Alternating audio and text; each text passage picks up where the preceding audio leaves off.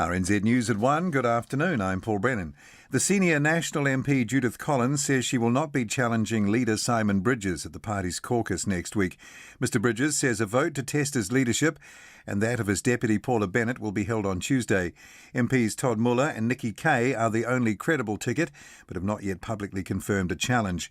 Ms Collins says she won't be involved in any no-confidence vote, but caucus needs to resolve this quickly. What happens in political parties in an election year is that disunity is terrible in terms of the people and the polls, and it's something that whatever people need to do, they need to sort it out as fast as possible and come together in unity. Judith Collins has declined to say who she'd support in a leadership vote. Fletcher Building is cutting about 1,000 jobs and possibly more if the economic situation does not improve.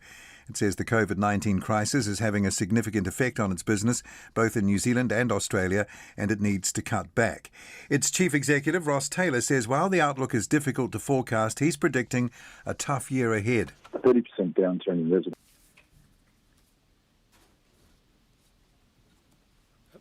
Kia ora koutou katoa. Welcome to this afternoon's briefing. Today I can confirm that there are no new cases of COVID-19 in New Zealand, and there are no new old cases either. That means New Zealand's total number of confirmed cases remains at 1,153, and our combined total of confirmed and probable cases remains at 1,503. Today there is an increase of 5 in the number of people who have recovered from COVID-19, so that is 96% of all confirmed and probable cases. I'm pleased to say there are no additional deaths to report, and we have just one person in hospital in Middlemore Hospital, and that person does not require ICU care. Yesterday, our laboratories processed a total of 4,882 tests, and our grand total now is 238,725 tests processed. I'd like to talk a little bit about the new app, RNZ COVID Tracer. So, as you all know, formally launched today, was actually available on the Apple and Google stores from last night and continues to be able to be downloaded from there. It's something like a digital diary that people can use by scanning QR codes at locations that they visit, and those QR codes are based on the nationally used New Zealand business number. And just so people know what a QR code looks like, I have one here. That is a QR or quick response code. Many people will be familiar with them, but in case you're not, that's a QR code. This is not so if you've photographed it, that is not a real QR code. It won't take you anywhere or let you know that you have been here today. So I would encourage Kiwis to download the app, and our key public health controls, as you know, are to identify cases early by testing, then isolate those people, and then to identify quickly who their close contacts are and isolate and test those people as well. So the app is another tool in our toolbox to help us do that. And the faster we can do that, the more likely we are to contain and prevent any onward spread. If you've been using this new app and we need to trace your contacts, then you can agree if that information is made available to our team. The only information that's held at the Ministry, and that is only for the purposes of this public health contact tracing response, not for enforcement. So the only information that's held is that contact information that you provide when you register. Other information, including the record of where you have been through scanning the QR codes, is only stored on the phone, and it is deleted after 31 days. It is up to you to share that information with the contact tracing team should you be identified as a close contact. So if you do choose to release your information, of course, what that does is help build a picture of where you have been and therefore identify other people who may be close contacts of a case. There's been a lot of interest in the app already. I'm pleased to say over 92,000 people have already registered on the app. The Ministry of Business, Innovation and Employment is in the process of contacting some 800,000 businesses around New Zealand to let them know about the process for generating a QR code that is unique to their business number, and already 1,000 businesses have created the posters, and they are getting new registrations at around 10 per minute. Just to point out that at this point, the app does not replace, but rather complements other actions that businesses are taking to record who has been on the premises. Subsequent releases of the app will have functionality that will allow people to not only be registered, but if there is a case notified, for a message to be pushed out to people who may have been in a particular business at a point in time when they may therefore be a close contact. There have, I understand, been a few wrinkles with the downloads and running the app this morning. Largely, I think, on some Android phones, those are all being looked at. If you have any issues, let us know. The first update or ironing out any of the bugs will be released this afternoon. And we're also talking with those who have developed similar apps, like one being used locally here in Wellington, Ripple, to make sure that there can be connection between this app and theirs, and we will be working closely with them. So moving on to the World Health Assembly, which finished very early this morning New Zealand time.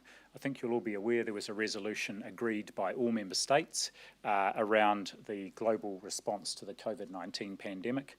One of the features of that has been of great interest is the agreement for an independent evaluation of the response, including the response by the World Health Organization and also by member states. For our part, we will of course be willing participants in any review.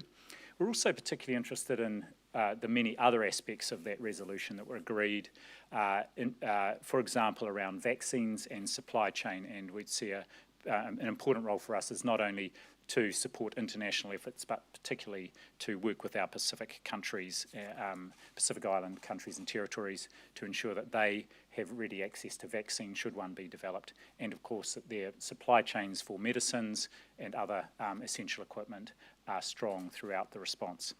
That's all I have to start with, and I'm happy to take questions. How much of a take-up of the app do you need for it to be a good enough complement to contact tracing? Well, any uptake is good and helpful, but the more people that use it and download it onto their phones, the better, because it just gives us another way of making sure we have up-to-date contact details, and then of being able to push a message out to people if they are identified as a possible close contact. What do you say to people that are quite concerned about privacy with the app? Well, this has been a really key consideration, and in fact one of the reasons we have been very methodical and taken our time to get the app out for release. We've worked closely with the Privacy Commissioner, and as I say, the key thing here is the information about where people have been, and likewise in subsequent releases where there may be this Bluetooth functionality to share information with other Bluetooth devices. All that information remains on the phone.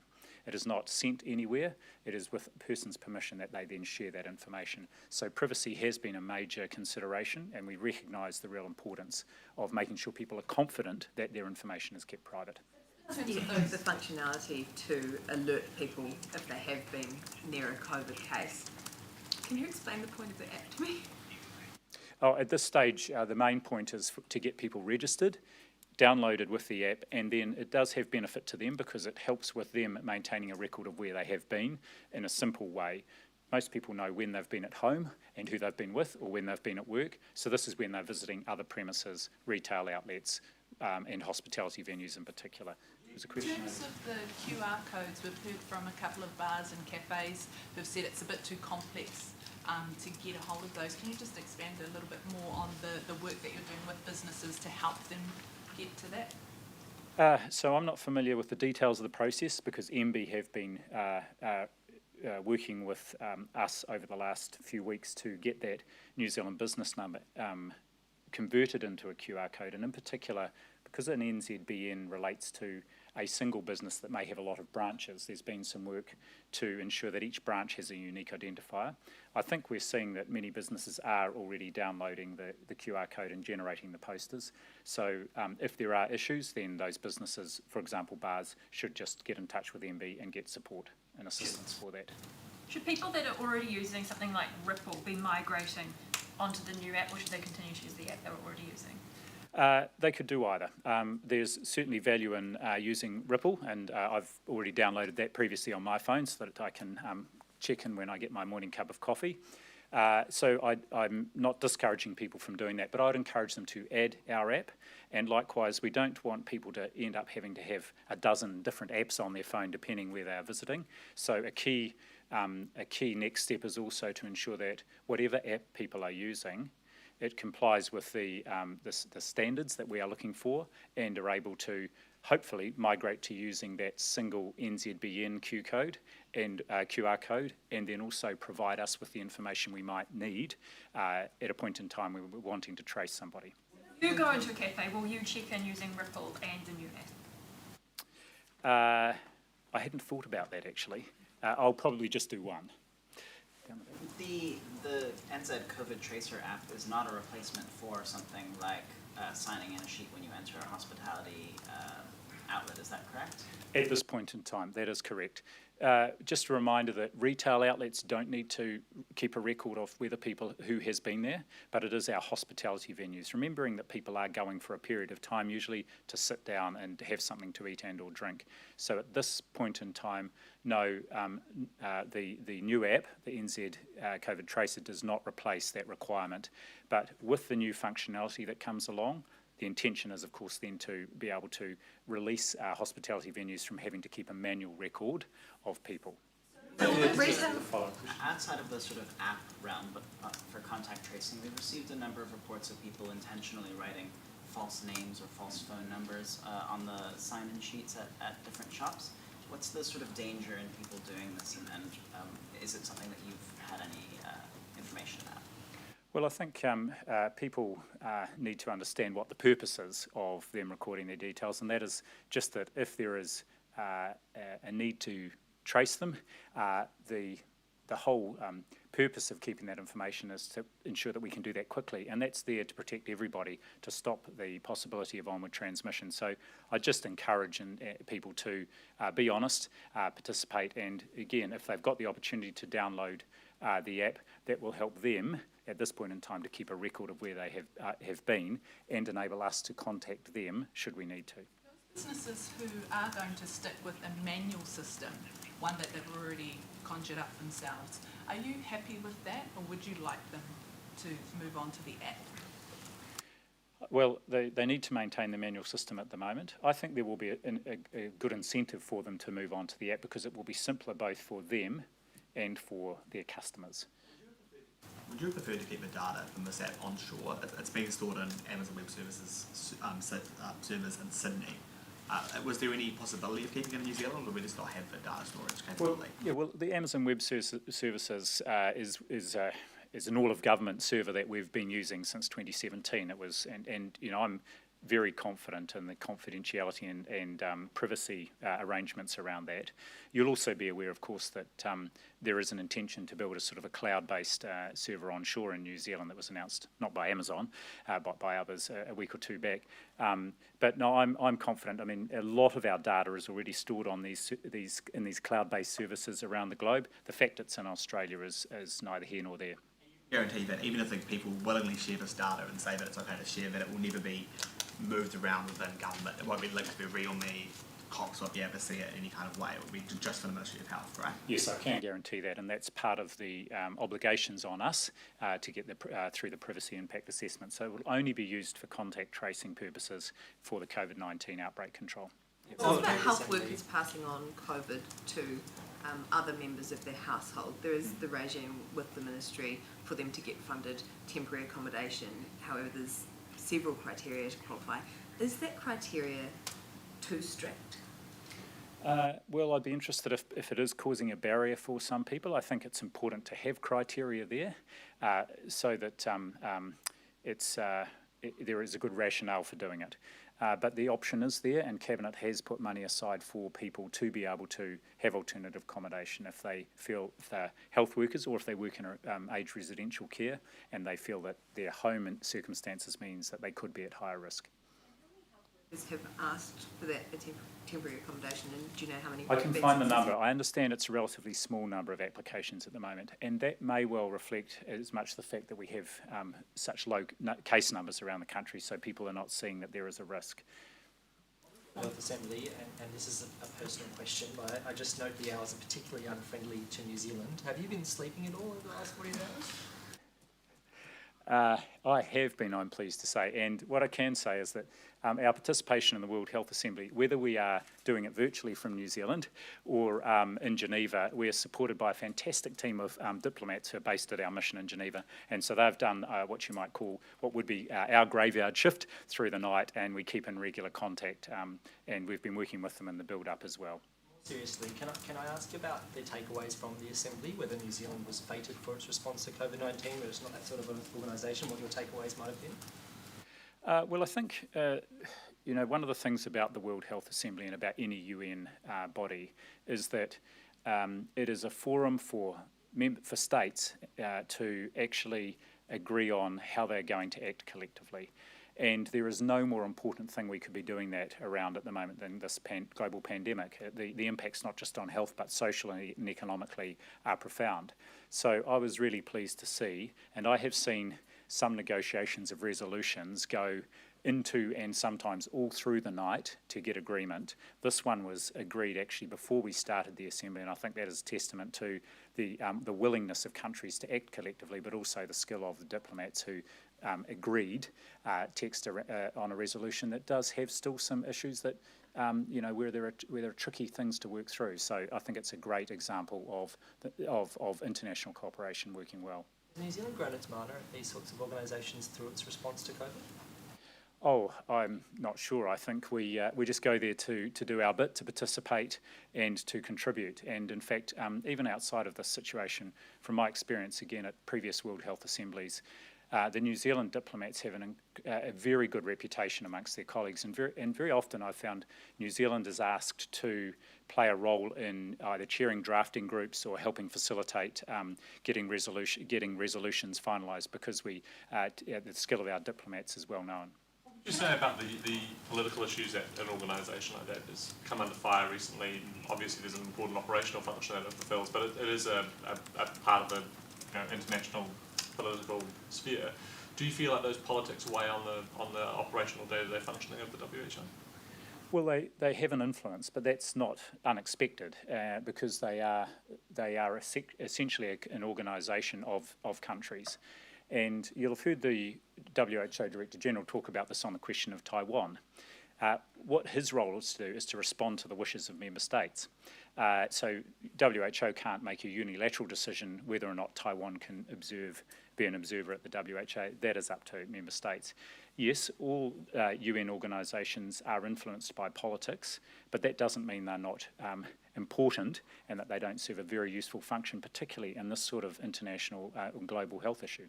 And just on back to the app, will the Ministry be setting any firm targets for uptake, and if so, what would those targets be? Oh, well, I just am hopeful that as many people as possible download the app. That will make it, of maximal use to us. And again, just to reiterate, it's complementary to our existing contact tracing capability and capacity. We're hitting the benchmarks around performance at the moment, and this will just give us another option. And I think, especially once these new functionalities come on board, will be useful for individual New Zealanders. In regards to people writing fake contact details at hospitality outlets, that sort of thing, are they putting others at risk? Potentially they are. So, I would encourage people to provide accurate contact information, and also encourage them to download the app, because that will mean that we have got their contact information, and that if needs be, we know where to get hold of them to help manage any risk to them and their families. What about the app will be picked up enough by the vulnerable populations who might be the hardest to contact trace, and might even live in more cramped living spaces where these things where COVID could spread more rapidly. Smartphone penetration is pretty high in New Zealand, but having your data on all the time is not necessarily a thing that a lot of poor people have. Sure. So there will be people who don't want to download the app, and I think they will come from across different social groups.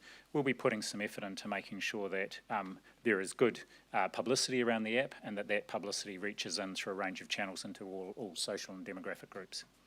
Already makes things like Facebook and Twitter free on data on some plans. Would you be hopeful that someone like Spark and Vodafone can make all the data that goes through this app just free and not. Oh, absolutely. And in fact, over the last couple of months, both those companies have made a range of our apps. For example, the new Mentemia app and the data exchange on that. That's the mental health one that Sir John Kirwan has developed. So there is that and a number of others where they have basically zero rated any data use by people who are using them on their mobile phones. Had any conversations with, or has the ministry had any conversations with Spark and Vodafone about this particular app? I'd have to check that. My team have done amazing work on this, so I'd be confident they have left no stone unturned. Any final questions? The lockdown. Sorry. Do you mind if I do? Thank you. The lockdown's obviously an extraordinary amount of time in preventing the spread of COVID, but lots of other communicable diseases as well. I'm thinking particularly of HIV and STIs. Advocates say there's a possibility of breaking the chain of transmission. Do you agree? And if so, how can we capitalise on that extraordinary period of time to sort of like cap future transmissions, or what would you say to that? Look, to be honest, I haven't really thought about that particular issue. We've certainly, of course, seen this big reduction in infectious respiratory diseases. And I think one of the things we'll be very interested to look at is what the pattern of presentations to health services is over these coming weeks and months for both communicable and non-communicable diseases. My understanding is that in a number of other countries, they've seen quite a significant drop in non-communicable disease outcomes, including, for example, myocardial infarction, strokes, obviously injuries as well are greatly reduced if you haven't got people driving around in motor vehicles or doing other risky activities. So we'll be looking closely at what the patterns of, for example, primary care and hospital presentations are over coming months. That will give us an idea. Well, are you in a place where you can capitalise on this very unique time to actually understand how best to treat or to study or to know? Do you have resources in place to do this sort of work? Actually, one thing we are focused on and putting our resource into is capturing and amplifying some of the changes that have happened in the way services are delivered, in particular that use of virtual technologies. Now, clearly not every interaction between for example, a GP and one of their patients can happen over the phone or virtually, but many can, as can many, for example, follow-up appointments with specialists at a hospital. And so we're very interested, and this is where we are putting effort into, is capturing those, locking them in, and broadening their use so that they are part of what the future health system looks like. Virtual consultation been a little bit problematic for GPs because there's no funding coming into them if you're just consulting virtually. How is that sustainable? Well, a couple of things there. We've been working with GP leaders over the last couple of months on that very issue. Secondly, they are still able to charge a co-payment for a virtual consultation. Of course, it's not something that people are used to doing. They're used to getting their money's worth by coming in, sitting in a waiting room for some time, having their 10 minutes and then getting a prescription and going. But I think as it becomes more a normal part of our interactions with primary care, that will be less of an issue. But it has forced us to, both in the ministry and with primary care, to rethink about the way funding goes to primary care so that we can fund and incentivise the most appropriate consultation regardless of how that happens.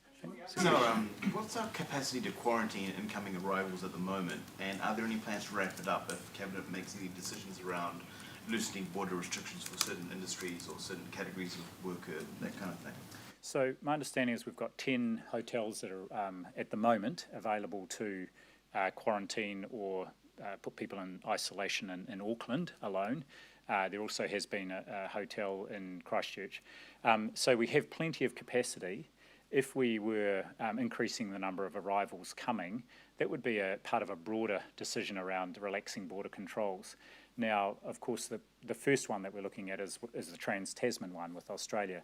And we would only do that if we were in a position to not require incoming travellers to quarantine. So I think our focus is first of all on that. But certainly what we've seen is a pretty steady pattern of relatively low numbers of people coming into the country, Kiwis returning over the last few weeks at least. So there's plenty of capacity for that. Any final questions? Just one, and apologies if you already clarified this yesterday, but in terms of the WHO evaluation, is that looking into the origins of the virus and the initial outbreak? Yes, I think that's explicitly in the resolution that has been included, and I can imagine that took quite a bit of negotiation to get agreement on. Expand a bit on that, on the negotiation that was required to get there? Well, no, unfortunately I wasn't part of them. It would have been fascinating, but there was weeks of basically Geneva-based negotiation to get agreement on the text of the resolution. Final question? Sorry, back on the app. If it is rolled out, if there is a higher level of uptake and it becomes easier for people to check into places, will you require retail outlets to start contact tracing the same as hospitality, or are they completely sort of off hook? Oh, well, I think if you think about the functionality for people as part of their digital diary, I'm expecting retailers to have a QR code for their New Zealand business number. Not because they are required to maintain a record, but because it will be helpful for people to scan, and they can just quickly scan on the way in, and that will keep a record of where they have been. So, be a bit confusing with multiple different apps and then manual sign in and then other people using the QR codes. It could be confusing, but at the moment the thing that isn't confusing is that we have got this app. It is specifically for to assist our contact tracing, and I'd really encourage people to download it onto their phone and to register. Okay, thank you very much.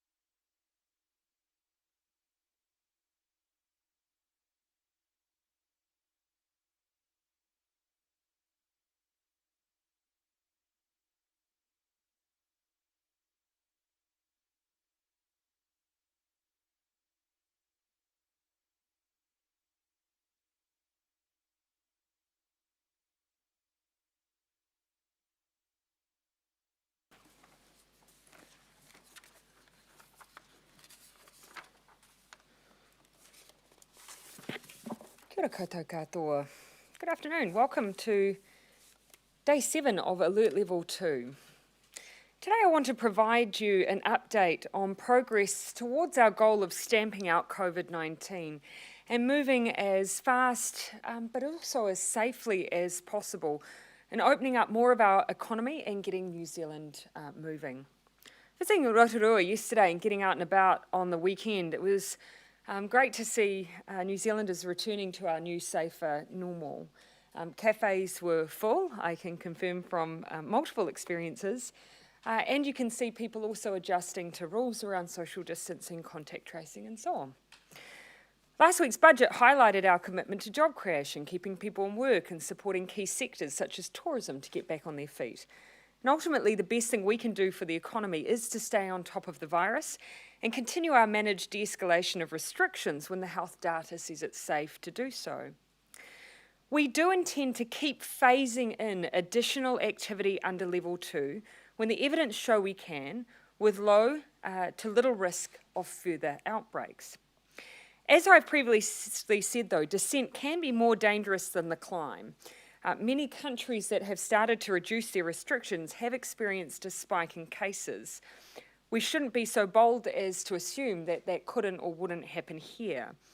Remember, COVID-19 is still in our community, and we know from our clusters that one case can become 90 after a single night out or a single event.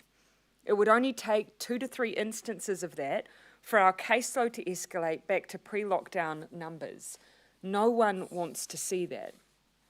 And so, we have entered levels 3 and 2 with a degree of caution, and the data so far suggests that this has been the right approach. First, the number of new cases of COVID-19 has reduced significantly. There were 31 new cases during the 16 days we were in Level 3, and so far there have only been 2 new cases in the 7 days we have been in Level 2. Importantly, all of the cases under both Level 3 and Level 2 have been directly traced to existing cases and ultimately represent the long tail of COVID. The last case of community transmission, where the source of the case was unknown, was early April. That means we've had 3 full transmission cycles with no new cases of community transmission recorded in New Zealand. We have not seen any new clusters emerge for more than a month. This gives us a high degree of certainty that there is no community transmission in New Zealand. But our journey is far from over. COVID-19 is still present in New Zealand, and it is certainly still present around the world. And while that remains the case, there will be work to be done and there will be risk that needs to be managed. Today I just want to set out a little more detail some of what the ongoing management of that risk looks like here in New Zealand. Through every level, we will maintain our underlying wall of defence against the virus. Now that includes widespread surveillance and testing, rapid contact tracing, physical distancing as a new normal, staying home if even mildly sick, regular hand washing, and tight measures at the border to stop new cases coming in. That's our new normal. While our border measures carry on regardless of what level we are at, let me be clear that amendments to the border rules can occur at any level also. So it is possible to have a trans-Tasman bubble, for instance, at Level 2. It is not contingent on us being at Level 1 for that to happen. The spike in new cases in other countries have experienced in recent weeks as they de-escalate their restrictions relate to the very activities that evidence shows us are more likely to spread the virus, mixing and mingling at social occasions. This is the activity that by far and away most concerns us and that we are purposely placing limits on. So tomorrow we take a cautious step forward with bars and clubs being able to open, but with strict Level 2 restrictions around being seated and being separated in place in order to ensure that we stay safe. However, I know many people want to return to normal as soon and as safely as we can, and of course, that's everyone's intention. So as we progress through Level 2, we plan to regularly adjust our settings to allow more activity when the data says it's safe. The first settings check-in will come on Monday, when Cabinet will consider increasing the size of gatherings. Currently, this sits at 10. If the data leading up to Monday continues its positive run, we will have more confidence to lift the size of gatherings. And very importantly, that does apply to things like church services. As we move through level 2 and continue to have better data on which to make further decisions, that will include the opportunity to further increase the size of gatherings again. We will also have the option down the track of potentially relaxing certain physical distancing restrictions, such as on buses and on planes. Many of you will know that at the moment physical distancing requirements means that they are running under full capacity, I believe for planes at 50%. So there is the option of looking down the track at reducing some of those requirements, potentially even while we are still in level 2, if that's what the data supports. It's important that we get New Zealand moving as fast as we can to limit the economic impact of the virus, which is why we will adopt this nimble approach and take incremental adjustments as and when the evidence tells us it's safe to do so. We do not have to move a full level in order to wind down restrictions, which is something you'll recall I indicated when we set out the framework for level 2. In the same way we broke the chain of transmission by staying a full 5 weeks in lockdown and then assessed our progress by briefly going into level 3, I envisage that we will stay in level 2 until the Director General has confidence that we can de-escalate further. But do keep in mind, you will keep seeing these incremental changes while we were here, and that we will be regularly reviewing those every 2 weeks. But unlike in level 4, as I've said, where the rules stayed the same, we have that flexibility, and that's because our hard-won achievement in getting the virus under control now gives us greater choices and flexibility. We are doing well, our plan is working, and as a result of our team's hard work, we have scope to get our economy moving again, and in doing so, not only avoid the worst of the health outcomes others have experienced, we can also try to minimise some of the economic pain. All through our response, we've made decisions based on what is best for New Zealand and followed our own plan and our own path, and we do that again. We are hopeful this phased de-escalation will continue our success to date, while avoiding the surge in cases other countries have experienced as they moved out of lockdown. Time will tell, but at this stage we remain cautiously optimistic.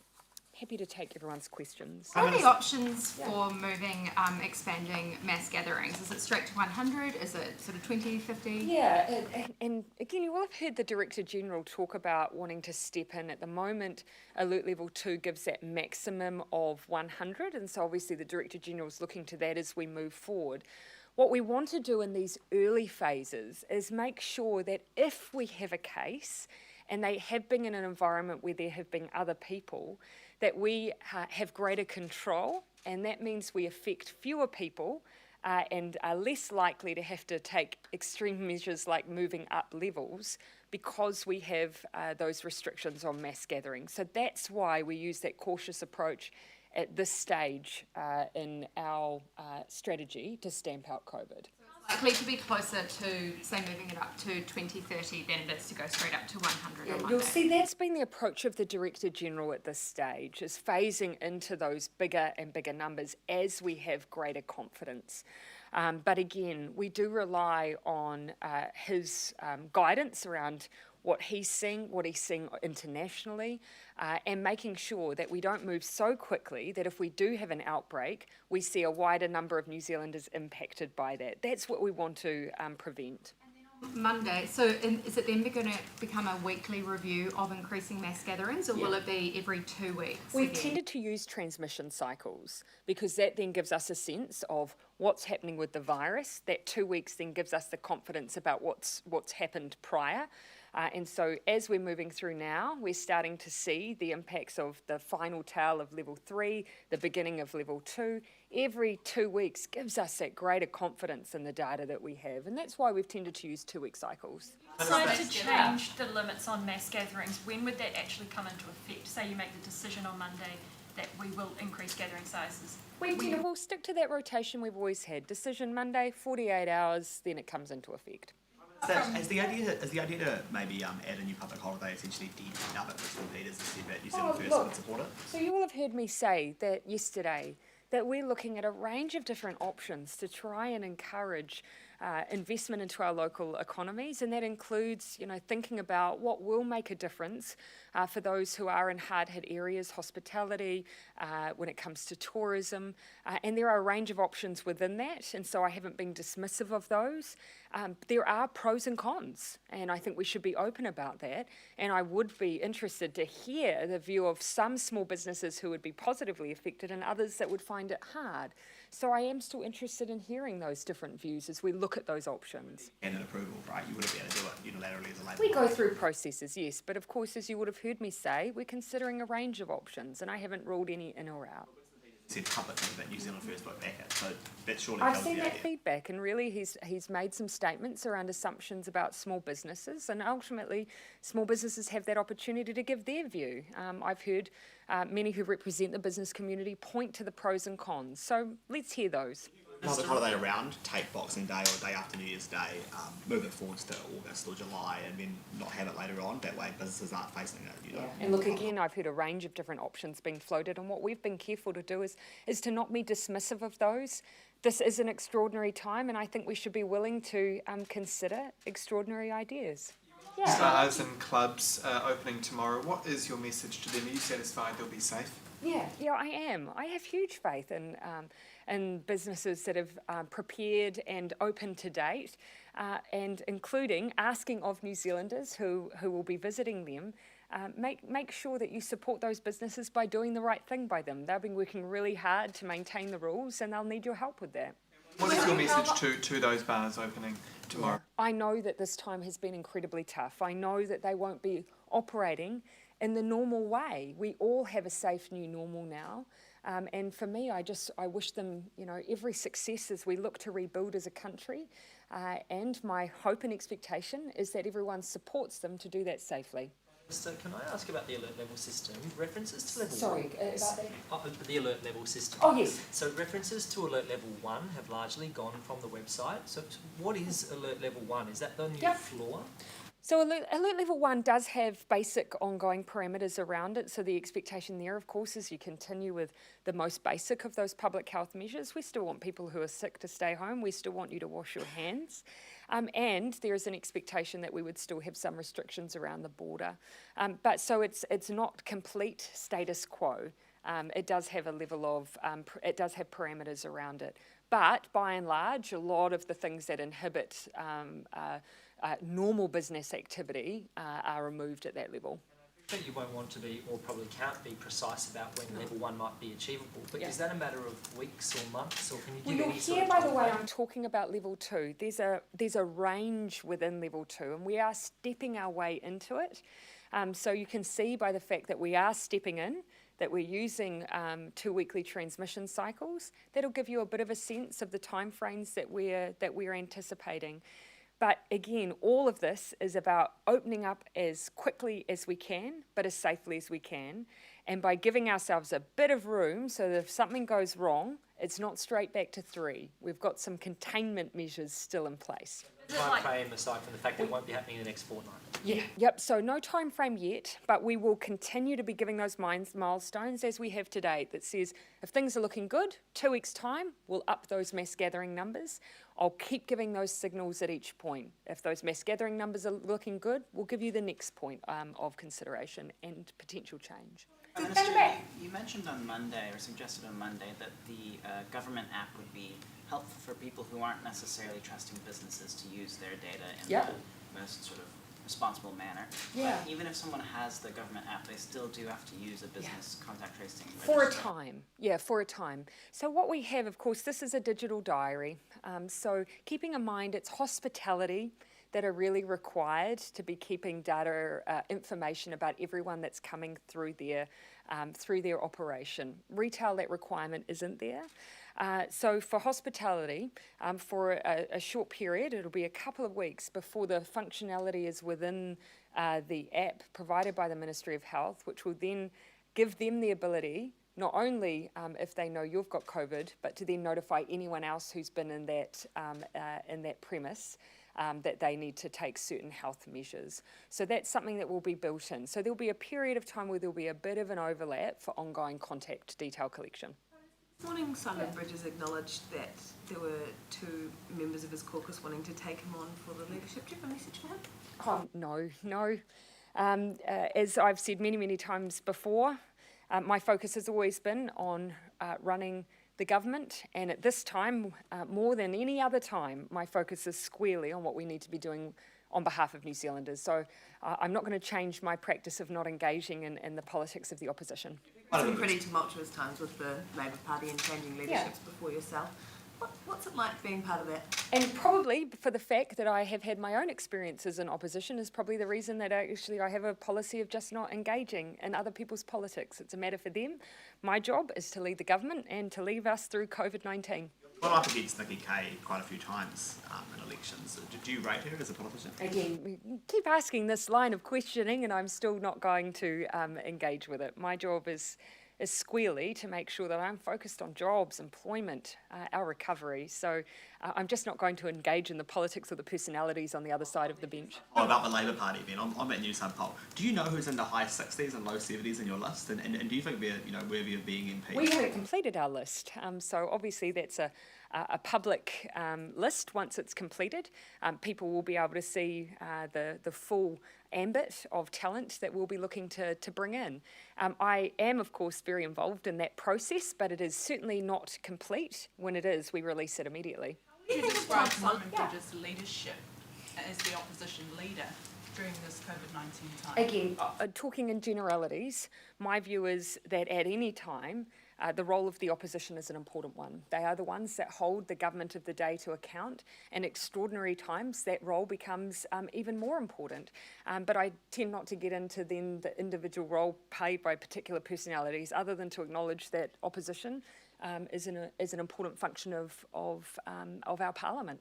Your view, the epidemic response committee should be shut. Is it your view that the epidemic response select committee has kind of run its course and should now be shut down once Parliament? We should acknowledge the purpose for which it was there. It was there because we had a time when Parliament couldn't operate. And it wasn't right that there was no ability to make sure that we had some accountability check. Parliament is now returning to normal. Select committees are functioning again. Question time is functioning again. The House is meeting again. And so things have changed, and I think we should therefore expect things to change. There was an email, sent from the leader of the House's office around ministers not having to appear before the committee anymore. Is that a call you back personally? Again, I think we should be clear about what was being asked of there. You're all very familiar with the fact that after a budget, there's a process whereby ministers and officials appear before Select Committee for scrutiny. That is a right and proper process. What doesn't make sense is to duplicate that through one Select Committee, and so I think that's a fair point to raise. The issue of Labour and New Zealand First positions on the additional public holidays. As you sort of work through that with your coalition partners, will you be making the point that currently your relative polling positions are very different? Look, I think we should be fair here to actually the sentiment I expressed yesterday, which is that we are, as a government, looking at a wide range of options to support tourism, to support small business owners, to get our economy back up and running again. And so I haven't ruled things in or out. But those are discussions that are still being had and ideas that are still being considered. But your positions as a Labour Party, as part of that government, are clearly more popular than the positions of the other parties that That's not how I operate, though. Minister, will the National Party, will National actually be able to hold a caucus meeting on Tuesday? Will the rules allow it? Yes, obviously what we're having to do is make sure that we give space for physical distancing. Parliament is a workplace, so obviously there are different rules that apply to the way that we operate here, but working through the Speaker, just making sure that we can have spaces, because it can be quite cramped in those caucus rooms, spaces to be able to meet with a bit more physical distancing. I know that's what I was intending to reach out to the Speaker and just find alternative spaces. Just on your extraordinarily popularity at the moment, are we likely to see new faces on the Labour list when it comes out? Always. You can have that expectation. That's a given. Regardless of how a party is polling, you'll see new phases, new talent, new people coming through, new representation, and that's regardless of a party's polling. The question was going to be, has your popularity brought people willing to join the government, willing to join the Labour Party to stand for the party? Look, again, I would hope that our values as a Labour Party will be drawing people in. And you'll always find that I'm very circumspect about polls, always have been when they're good, when they're not so good. Ultimately, it's the opinions of people and their view on election day that counts, and I take nothing for granted. Prime Minister, the phase down from the alert levels seems to be quite nuanced. Do you regret not taking a more nuanced approach in late March? No. Nope. Clearly, there's been quite an impact from going straight from 2 to 4, and maybe the thousands of workers who are going to lose their jobs at Fletcher's. You know, some of them might be thinking, you know, what was the justification for that move? The justification was what we saw in almost any other country around the world who did not have that early mover advantage. And I don't think that we can assume success could have been achieved necessarily through any other means than the path that we took.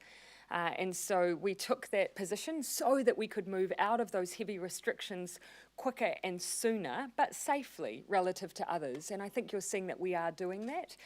There are others who took a different approach, who may not have had the kinds of restrictions we did, who are now almost limping on with ongoing restrictions that are very tight months later.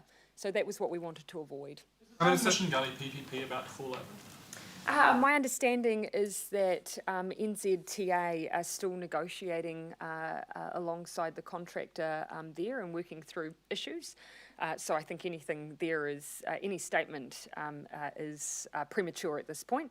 Of course, we all want to make sure that it's finished as soon as possible. The government stands ready to fill the breach if the private partner does walk away. Again, I don't want to preempt any of those contract negotiations that are going on. Is it appropriate for Calvin Davis to skip the Epidemic Response Committee this morning to do a Facebook Live? Oh, well, again, I wouldn't summarise it in that way. Keep in mind, the Minister appeared before the Epidemic Response Committee 7 days ago.